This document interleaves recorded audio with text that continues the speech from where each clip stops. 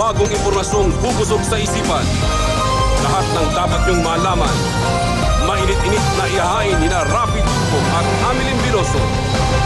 Makisalo na sa Balitaang Tapat!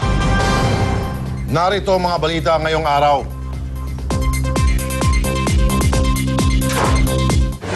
Bilang ng mga pasahero sa mga terminal, lalong dumami ang sitwasyon ng trapiko sa mga kalsada ng Metro Manila ngayong tanghali. Ihahatid namin. Mga substandard na produkto na binibenta sa Divisoria, kinumpiska ng DTI.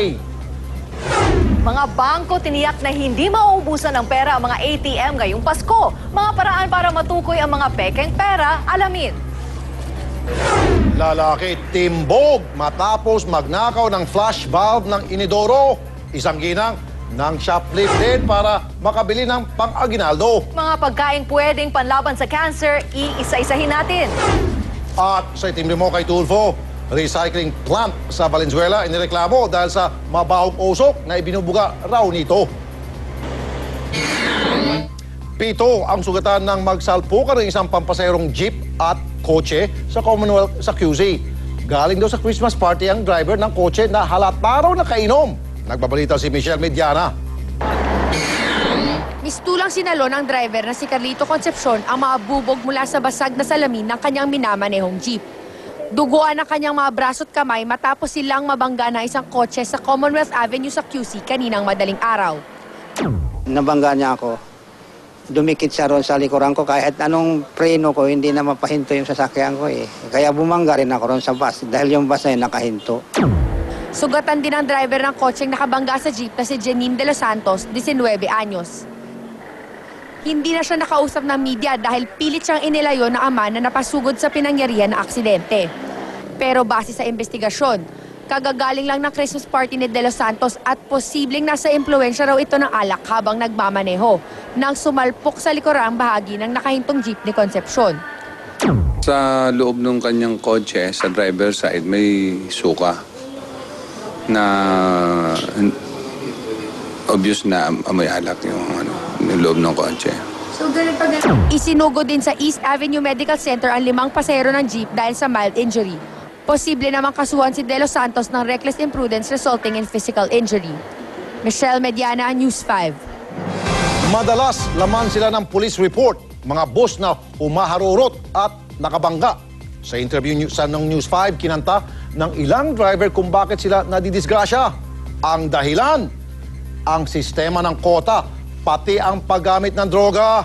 Nagbabalita si Paulo Bidjones. Sa pagkamatay ni retired Makati Judge Reynaldo Laigo at misis niya, lumutang ang anggulong paulit-ulit binangga ng bus driver na si Reynaldo Magante Jr. ang sasakyan ng huwes para siguruhing patay na sila. Itinanggi na ito ng driver na sinisi pa si Judge sa aksidente. Kung tinuloy niya, ma'am, hindi ko madadali. 6 hanggang 12 taong pagkakakulong ang parusa sa driver na nakabangga at nakapatay. Ang itinuturing na dahilan ng driver na si Marlon kung bakit kaskasero sila sa kalsada ay ang sistema ng kwota. Kailangan sa 4 na biyahe may 12,000 or 15,000. Depende sa kumpanya yun. Pag hindi ka naka 12,000, hindi mo makukuha yung 10%, hindi mo rin makukuha yung 450. Hindi mo maiuwi. Kaya kailangan medyo hataw ka talaga nun, hataw. Sabi ng driver na si Jojo, bukod sa naghahabol sila ng biyahe para makakwota, yung iba raw sa kanila, napipilitan pang gumamit ng droga para makayanan ang 24 na oras na biyahe.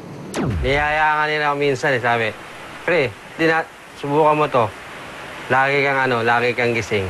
Sa datos ng MMDA, hindi bababa sa 10 bus ang naaaksidente sa Kamaynilaan kada araw. Mula Enero hanggang Setyembre, nasa 255 na ang namamatay. Pagkakamali ng driver ang kadalasang dahilan ng aksidente. Hanggat wala pang matibay na plano ang LTO at LTFRB para rendahan ng mga walang pakundangang tsuper, marami pang mga tulad ni Judge Laigo na bubulagta at magiging numero na lang sa listahan ng mga aksidente sa kalsada. Paulo Bidjones, News 5. Alamin naman natin ang daloy ng trapiko sa mga pangunahing lansangan ng Metro Manila ngayong umaga. Nakatutok mula sa MMDA Metro Base sa Guadalupe si June Loyola. June! Rafi, Angeli, nandito ako muli sa MMDA Metro Base para ibigay ang pinakabagong lagay ng trapiko sa mga pangunahing lansangan sa Kalakhang, Maynila ngayong Miyerkules. Simulan natin sa kahabaan ng EDSA. Sa EDSA Connecticut, moderate to heavy na ang takbo ng mga sasakyan sa northbound lane. Mula pa yan sa Annapolis hanggang sa NEPA Q-Mart. Paliwanag ng MMDA, dagsa ang mga mamimili sa Cubao, pati na ang mga sumasakay sa mga bus terminal. Nakadagdag din sa pagsisikip ang naitalang aksidente na kinasangutan ng isang FX at van sa may NEPA Q-Mart kanina. Sa southbound lane naman, nagkakaroon ng pagsisikip magmula sa Cubao area hanggang